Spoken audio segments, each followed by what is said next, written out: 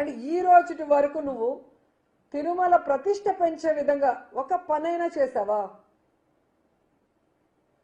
లడ్డూ గురించి చంద్రబాబు నాయుడు అంత నీచంగా మాట్లాడుతుంటే, పవన్ కళ్యాణ్ అంత నీచంగా మాట్లాడుతుంటే, ఒక చైర్మన్ గా ఉండి నువ్వు దాని మీద స్పందించి ఇది తప్పు జరగలేదు, జరగని దాన్ని జరిగినట్టు మీరు ఎలా చెప్తారు?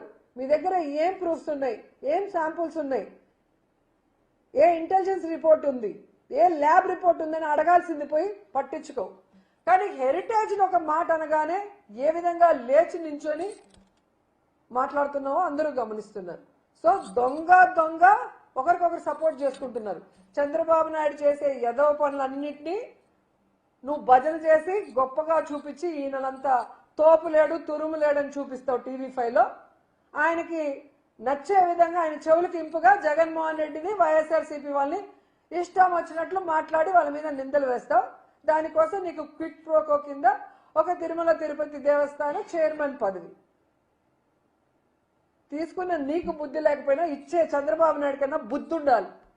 అంత గొప్ప పదవిని ఇలాంటి నీచుడికి, ఇలాంటి వికృత మనస్తత్వం ఉన్న బిఆర్ నాయుడికి ఇచ్చినందుకు ఆయన సిగ్గుపడాలి.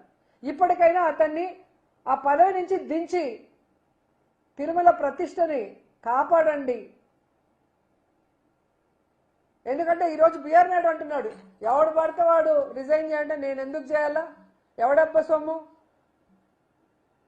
నాకు చంద్రబాబు నాయుడు చెప్తేనే చేస్తాను అంటే చంద్రబాబు నాయుడికి చెప్పే దమ్ము ధైర్యం లేదని ఇండైరెక్ట్ గా బిఆర్ నాయుడు చెప్తున్నాడు కదా. అంటే చంద్రబాబు నాయుడు జుట్టు బిఆర్ నాయుడు చేతిలో ఉంది.